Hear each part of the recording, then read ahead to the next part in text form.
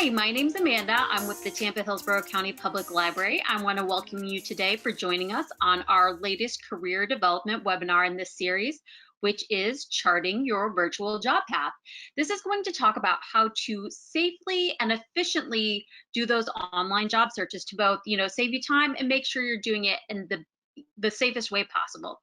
So if you are joining us live today, I do want to remind you there is the question section on your GoTo control panel. If you have any questions, go ahead and send those in throughout the broadcast. If they are very timely, we will try to get to them as we go. If not, we will circle back and come around in the end and answer some of those questions that you've submitted with us. So I am going to go ahead and turn off my webcam, and we are going to jump right into the webinar. Okay, so let's get started and let's talk about today's topics. So what do we mean when we say charting your virtual job path? So today we're going to talk about organizing your search, searching for jobs safely and efficiently online, and doing your research. So part of your organization is helping you find a tool, a free tool, I should say, that can help you, whether you are doing just trying to organize your search or your time or keep track of deadlines. We're going to show you a tool that you can use to do that today. In terms of searching safely and efficiency, we're going to talk about some of those tips for avoiding those online search pitfalls, whether they come in the scams or applying too late for a job. We're going to look at ways we can make sure that we are staying on track with that. And then the last thing is doing your research. So throughout your job search, you are going to need to research the companies you are going to apply for. That could be very early on as you are adapting your resume or writing your cover letter, or it could be as you're preparing for a job interview. So the earlier the better that you are going to be interested in working with the company, applying for a company, or just getting more information, you're going to need to do that research. So I'm going to show you a tool today that you can use to research a company and learn more about them. So let's start with our free organizational resource. So I'm going to remind you that we have actually used OneDrive before. This is a tool we've used in our video, I think, for creating a resume online, how to save, store, and upload, or save, store, and share a resume online. So if you want more specific instructions about actually getting started with OneDrive, definitely go back to our video library and check that out. But today we're going to talk about another faction of OneDrive, which is their online Excel spreadsheets. So as you remember, OneDrive is free. You do have to create an account and have a website, have an email address to create an account. But once you create that account with your email address, you can go into the Microsoft Office suite online and you can create, share, and store files. So before we looked at the Microsoft Word, today we're going to look at the Microsoft Excel and how that can be used. So let's actually jump right in. And this is going to be when you go to the main page, you're going to create your account and it's going to ask you to sign in. But this is what it's going to look like when you go to the website, which is onedrive.live.com. That's where you're going to start. If you need to create an account, the first thing you're going to do is create an account. If not, the next thing you're going to do is to sign in if you already have an account using your email address and password. I have actually already signed into our account. So I'm going to go over to that page, and this is just going to show you the main page of my OneDrive where I have my files stored. Now I'm going to show you two ways that you can get to the Excel spreadsheet and a reminder of what OneDrive has to offer. So if you go in and you want to start a new template from any of the different products, what you can do is you can go down to the new file drop-down menu and you can choose. You can see before we did a Word document, but if you want to just get started with an Excel workbook, you can just click on Excel and you can see it's opening a new blank workbook, which I could then use to get started. I'm actually going to exit out of this because I've already created some demos for you to look at, but I want to show you another way to get started with this Excel, especially if you're not very familiar with this one to begin with. And that is going in the OneDrive, going over here, we have the little square grid, which has some other menu information. You can click on that. And then that's going to give you a drop down. It's giving you the same options, but if you select Excel here, it's going to open up to where you can see their templates.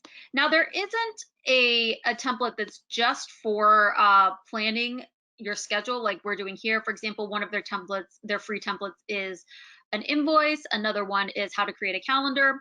But what I do want to point out, even though this is not a template, if you're not very familiar with Excel, you can select this right here in the template section, take a tour before you get started.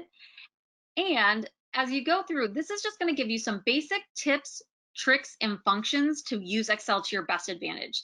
So as you can see, it says just start tour, scroll down, and then it's showing you the different things, how to add up numbers using a function, how to split cells. So these are just good tools to have in your tool belt as you're working with Excel. And I would recommend, like I said, if you know the basics, but you want to make it a little more efficient and a little more functional for yourself, definitely check this out and you can pick up some new tips and tricks. We're actually going to go back and show you something that we have done using Excel. And that is, I'm going to go back to my files. So I don't want these new books that I opened because they're just blank documents. I'm going to go ahead and get rid of those. And I'm going to show you two of the two Excel spreadsheets I made that might help you, a sample of something that might help you as you are on your job search journey. So the first one is just a planner. And this is just a way to help you. We've talked about this in a previous video, but it really does help to organize your day and organize your time. So you can see how we used Excel just to make a job search planner. And you can see it's just a way the time is budgeted out. So it's easier to follow a schedule, and it's a little bit easier to just, once you have something, a schedule you're following, you're not spending that time in the morning figuring out what you're going to do for the day or what needs to get done. And you can see this is just a really simple spreadsheet. We put in the days, the times, we've done that, and then this is just a sample fill in of what you might put in as you're filling in those hours during the day. So this is just an example of a really easy little spreadsheet that we did to show how to make a schedule to follow your job search. Another thing you can do is also a progress tracker. So that was just your hourly schedule, your day by day, hour by hour schedule throughout the week. But this is a little bit different. You can create a tracker so you can follow up on the jobs that you're applying for, because a lot of times when you're applying for jobs, you have a lot of deadlines that you're balancing and juggling, and you want to make sure that you are meeting those deadlines and knowing where you are in each progress. So for example, we've just made one where we said jobs applied for, which job site it was applied for on, in case you need to go back and follow up, the date, any of the contact you might need, the materials you submitted, the name of the company you're applying for, and then what the status is. And you can continually edit and update this status. So you can say, you can change this. This says sent email actually I'm blocking myself there, I can't see, on 4/27. So you might say, if you got a response, you might go in and add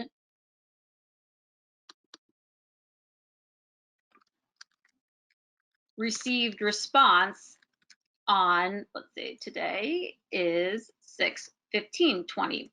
So that way you have your most up-to-date information in there, and you can see it's saved in there. So those are just some examples of ways you can use this free tool to help organize yourself, where to access that and how to access that. I just wanted to remind you guys that that is out there and that you can use that. And again, if you did want to go back and have get a little bit more information about saving and sharing these documents, definitely go back and check out our resume workshop webinar that we did that will give you a little more information how to save and share documents. So let's go on to our next topic, which is tips to avoid pitfalls and to save time. So this is the information about things that you can do. So that was what we talked about, saving time and being more efficient. But these are some things, some reminders of when you're online, you have to use your best judgment. And just because something is online or you see it online doesn't necessarily mean it's true or accurate. So these are some things to keep in mind as you are searching online during your job search. So the first one is to search and apply for jobs directly on the company website. Most large businesses or larger companies, your Publixes, your Walmarts, most chain restaurants, they're going to have a career section right on their website, and it's a lot more easy. It's a lot easier and a lot more accurate if you look for jobs directly off of their website. The second is going to be read the fine print for any online templates. A lot of times you're going to find templates that especially if you're going online to fill something out, whether it's creating a resume or filling out, getting started, anything that has a template that you are getting started and you want to later download your product, be aware of whether it's free, freemium, or a paid service. So free means it's completely free. You can go in, you don't have to pay for it at any part of the process. Freemium means that it is part of the service you can access for free, and if you want to upgrade to the premium service, you have to pay a fee. And then if it is just a paid service, you do need to be aware if there is going to be a charge at the end of the service. A lot of times you will find a resume, cover letter template online. It won't be indicate maybe at the beginning that you will have to pay for the final product, but after you invest the time and energy in filling that out, it may have a charge at the end before you can actually download that document you've done. If you do have questions about this, I would definitely recommend going back and looking at our cover letter and resume workshops, webinars that we have pre-recorded. We do have tips about finding free resources to do those that you do not have to pay for, such as OneDrive, which we just showed you. Another tip is to definitely be very cautious with search terms like work from home and work at home. A lot of times people will attach these to a scam job posting. It seems that those search terms tend to be a little bit more associated with scams. So maybe some terms you want to use instead when you're looking for work that you can do from home are telecommute, remote work, or virtual work. Now, having said that, those terms might be more likely to find a legitimate job posting, but you do want to do your research and trust your gut. If something seems off about the job posting, whether it's using work from home or virtual job, you definitely want to do a little bit more research to find out if it is a legitimate job and a legitimate company. Our next tip is to pay attention to posting dates. This kind of circles back to why it's maybe a good idea to search and apply for jobs directly from company websites. Most companies do post jobs on their website, and they post on a lot of third-party sites like Indeed.com, Monster.com, different job, Glassdoor, maybe we're going to look at today. But the fact of the matter is, sometimes a job will remain on that third-party site even after the job application is closed. So you want to make sure that the job that you are posting for is current. I would say no more than 30 days, but probably no more than 2 weeks from the posting time. And you do remember, this kind of goes back to our other tip, the jobs you want to apply for first are the most recent jobs, because the applications are reviewed in the order they're received. So if you're applying to a job that's been posted 2 weeks, 3 weeks, even 4 weeks, odds are they may have filled their quota or the job is no longer open. So you really want to pay attention to those posting dates. You can use your tracker that we just showed you in Microsoft OneDrive to help keep track of those posting dates if you have any questions about that. Another bit of advice is, if an offer is too good to be true, it probably is.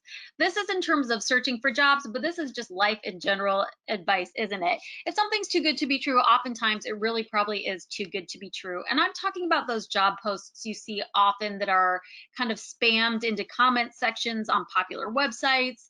They're placed on different job sites where it says, I made $6,000 working from home last month, or I made, or a lot of times it won't even say it'll say my friend's cousin did this and this and this, and they made so much money in such a short amount of time. A lot of times those are not legitimate job postings, and you really just want to avoid those if possible.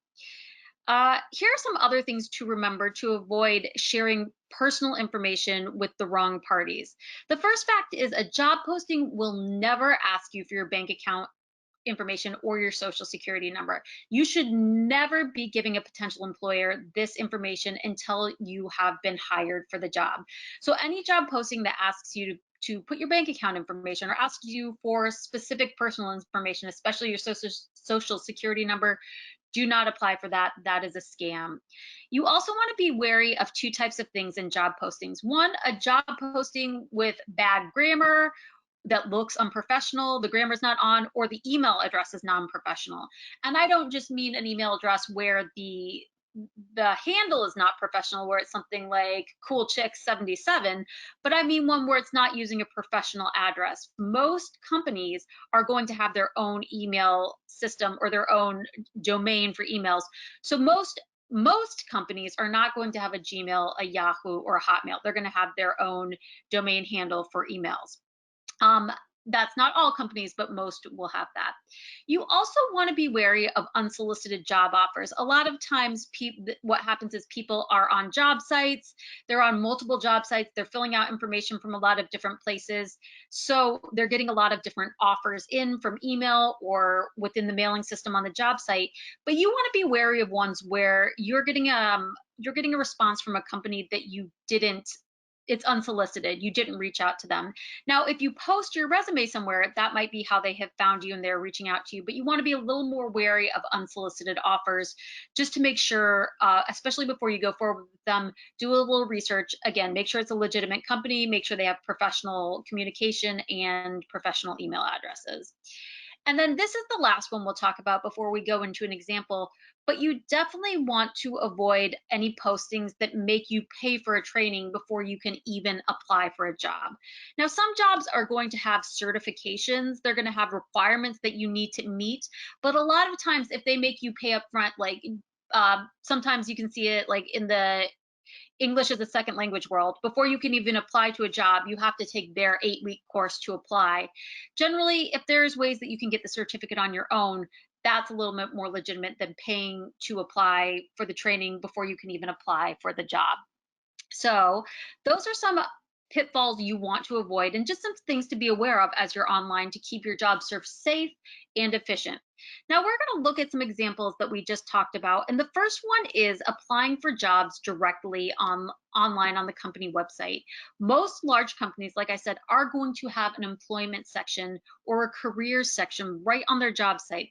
So let's look at an example first. I'm just going to go in and we are going to see, I've just used the search term Publix cashier position. So we're going to look at Publix right now. Now, if you can see, the first one is, the first couple hits are from the Publix website. And then we have jobs from different job sites. And you can see the first 3 are from Publix. But as you can also see, there are 33 more jobs posted. And then as you scroll down, some of these are going to be on third-party sites like Indeed. Some are going to be on Glassdoor, which we're going to look at a little bit later. But like I mentioned earlier, you might not know the posting date. These are probably legitimate job postings, but you might not know the posting date of these job postings. So it makes more sense to go directly to the website. And as you can see, since the website is really going to be the first hit anyway, if you are specifically interested in working at a specific company, you might as well just start on their website and get the information directly from them. And I'm going to use Publix as an example because, and actually let's go back to the main site for Publix just to show you how to find it. Oh, actually, I'm just going to do Publix.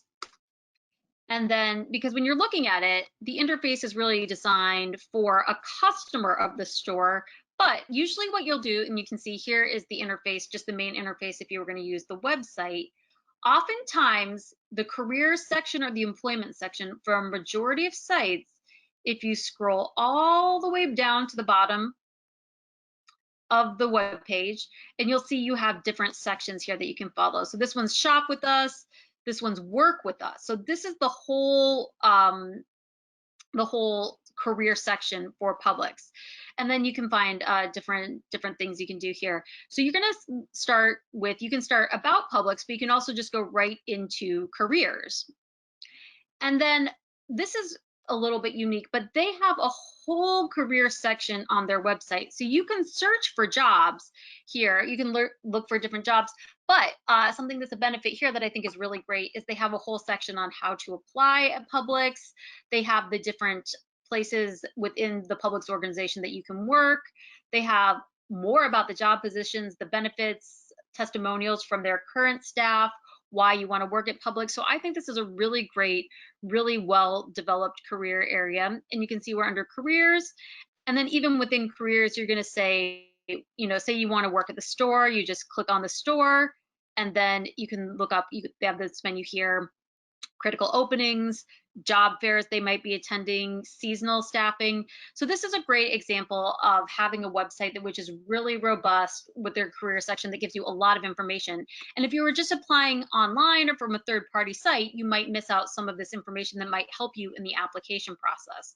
So that is why I recommend going directly to the job website. Not only are the job postings going to be more current, but you might get additional information that actually helps guide you through the application process and makes you a little bit more eligible as an applicant. And you can see right down here, you can go directly through apply online through their website. So that is a little bit about using the company website and why it may be beneficial. Let's go to our final section for today, which is doing company research. Like I mentioned, you are going to need to do company research at many points in your job application process. You might want to research a company before you even apply for them to know what working for them is like, what their company culture is like, what the job responsibilities will be. Or you might want to do a little more research as you update your resume or you write your cover letter to make sure you are aligning your job skills and abilities with the requirements that they have for the job. You definitely want to do research as well before you do the job interview so you can know a little bit more about the company and help you come up with some questions that they may expect you to ask about the company. So as you can see, it's definitely something you have to do as part of the process of your job search. How can you do that? Well, I'm going to tell you about three different ways or three different resources you can use to do company research. And we're actually going to take a look at just one of those today. So the first one is a library resource called Reference USA. This is an online information database that has information about over 42 million businesses. I've included a link to Reference USA. Primarily, it is not to do research. Its primary function is not to do research about companies for job seeking, but you can use that. It's a kind of a secondary thing you can use because on each of these different 42 million businesses that they have a profile on, you can read their profile information and get a little bit of more information about the company. We're not going to go over that today because we will probably down the road do our own session on just Reference USA. A second one I do want to point out where you can get a lot of company information is through LinkedIn at linkedin.com. This is actually a little bit of a teaser as well because next Monday, the 22nd at noon, we are going to have a session on LinkedIn. So if you're interested, definitely check out our online calendar and register for that one. And the third one we're going to talk about is Glassdoor, which you can go to at glassdoor.com. Glassdoor is very popular in the job search as you're doing company research as part of your job search because it offers a wide variety of information. So let's go ahead and go in directly to Glassdoor. And I am going to show you what it has to offer. Now, the first thing I do want to mention is that Glassdoor has three different types of accounts. One is a student account for searching for jobs, one is just a general job search, and one is for employers. You can go in and log into those accounts. Now, the accounts are free, but there is a caveat, especially with the job search function. You have to sign up with an email address and a password. And it's free for 24 hours. And then after 24 hours, if you want to continue free access, what you have to do is you have to fill out one of these anonymous reviews on their websites. I'll show you what that is. But basically that leads to my next bit of information is something you always want to ask yourself when you're doing research.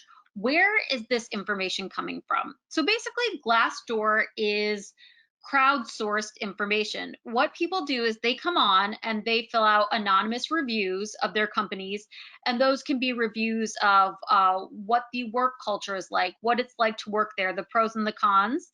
They can share the salaries you might expect at that company at that location, or they might go in and they might share interview questions of when they went to their job interview, what kind of questions were asked. So again, it comes completely from the public filling out these anonymous these anonymous job reviews on different companies and different jobs.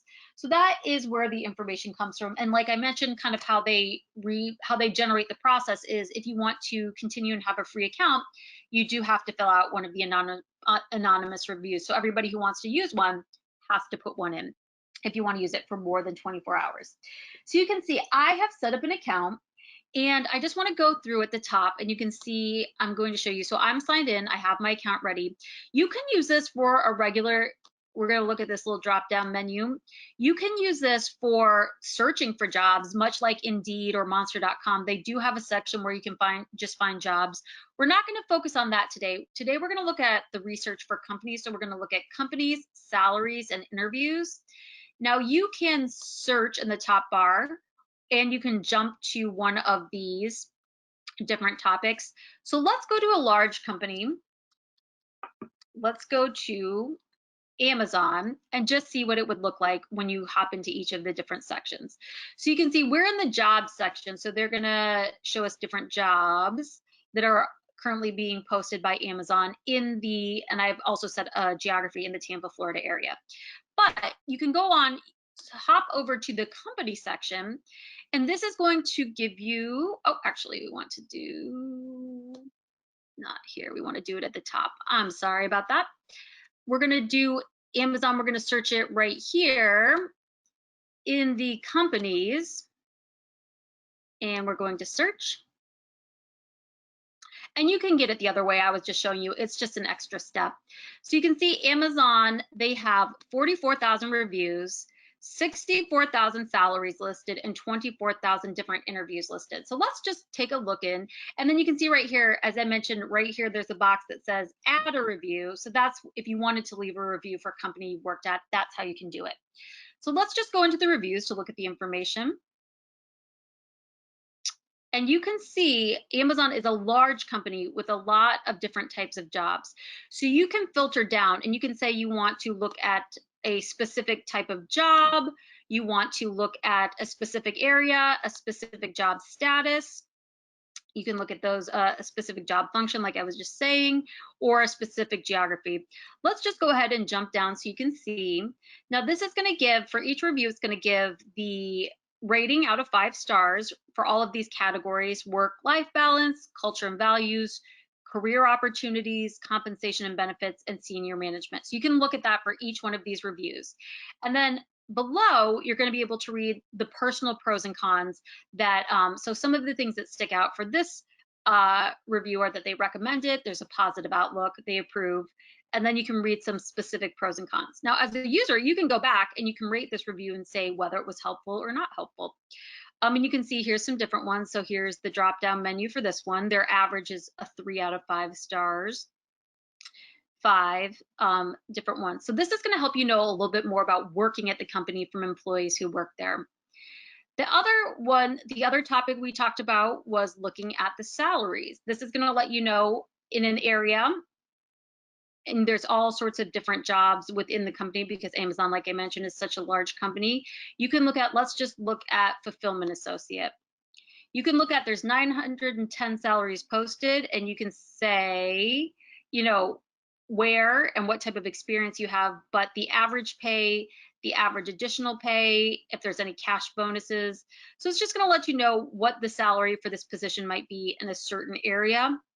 And then the last thing you can do, this might be really helpful if you're preparing for an interview, is you can go down to interviews. And again, you're going to want to, it's going to give you an overview of what the interview experience was, whether it was positive, neutral, or negative, how difficult it was to get an interview, and the methods people use to get an interview. So these are the methods people use. They applied in person, applied online. 51% of online applicants led to an interview. Campus recruiting. You can see where people, where their applications led to interviews. And then the average, the difficulty, as I was saying, whether it was easy, hard, or average for the interview. But if you go down, we're going to look at a specific, let's look at area manager.